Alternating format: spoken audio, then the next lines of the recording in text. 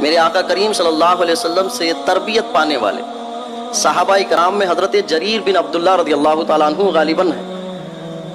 بازار جاتے ہیں اور ایک گھوڑا خریدنا چاہتے ہیں، گھوڑے کو دیکھتے ہی پوچھتے ہیں کہ اس کی قیمت کیا ہے، تو وہ دوسرے جو ہیں وہ بھی صحابی ہیں، وہ کہتے ہیں 300 روپے اس کی قیمت ہے۔ لیکن غور سے دیکھنے کے بعد حضرت جریر بن عبداللہ کہتے ہیں کہ 300 کا تو نہیں لگتا، یہ تو 400 کا لگتا ہے۔ پھر لگام پکڑتے ہیں، پھر اس کے بعد اس کو غور سے دیکھتے ہیں تو کہتے ہیں 500 کا لگتا ہے۔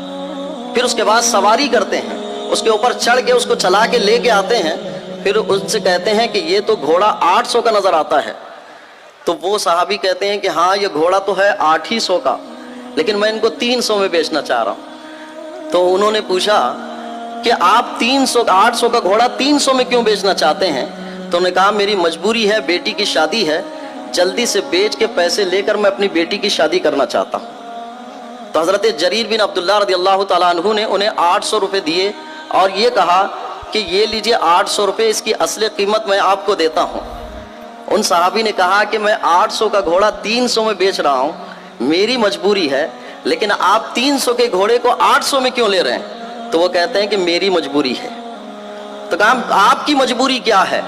کہا کہ میری مجبوری یہ ہے کہ میرے حضور نے سامان کی قیمت دینے کے لیے کہا ہے، مجبوری کی قیمت دینے کے لیے نہیں کہا۔ میں مجبوری نہیں خرید سکتا۔